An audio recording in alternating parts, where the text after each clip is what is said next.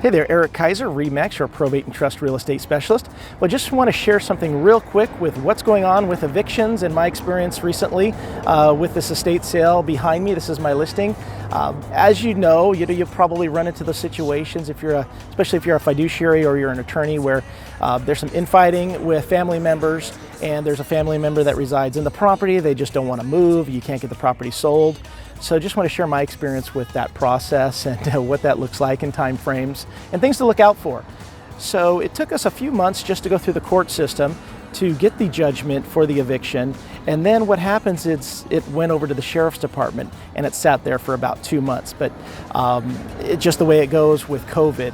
So I'm here in San Diego County. So what's happening now in San Diego County, I know the federal judge lifted the moratorium on evictions nationally, but I can still tell you that it's going to take some time to go through an eviction. It's just going to happen.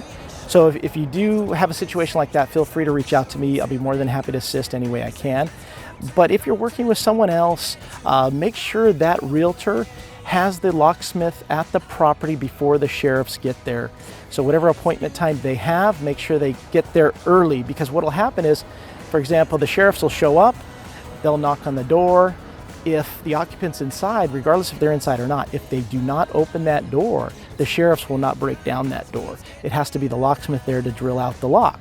So a lot of people don't understand that. And if the locksmith is not there, they'll maybe wait 5 minutes, but that's about it. And if your locksmith is not there, what's going to happen is that eviction is going to be put back in the stack, probably for another month or two until they can reschedule the time to come out. Because currently, again, they're not doing a lot of evictions. They're doing 10 to 12 a week now. So there's not a lot of time to mess around. Make sure that whoever you're working with gets the locksmith there early. Now, there is a way to have them escalate the eviction through the sheriff's department.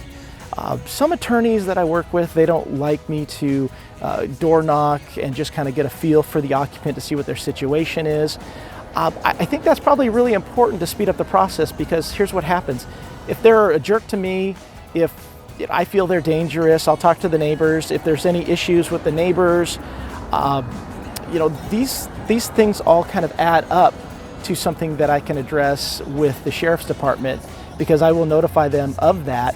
And what happens is now that eviction gets put up kind of to the top of the stack. You're no longer on the bottom. So it'll happen a lot quicker. It just depends on the client and their needs. If not, definitely it's going to take a few months. Now, as the moratorium was lifted, you're going to find that there's probably going to be more evictions happening. So that time frame is just going to keep getting longer and longer, probably over the next year. So there's just kind of some strategies to look out for and to keep in mind. But again, those are probably the two most important. So if you ever have a situation like that and you need some assistance, please give me a call anytime. I'm always here for you. Or visit my website, sfrprobates.com. And again, I always provide the upfront costs so my clients don't have to come out of pocket for either evictions, legal counsel as such, and or improvements that are needed to be made to the property, so we can target top dollar for the estate.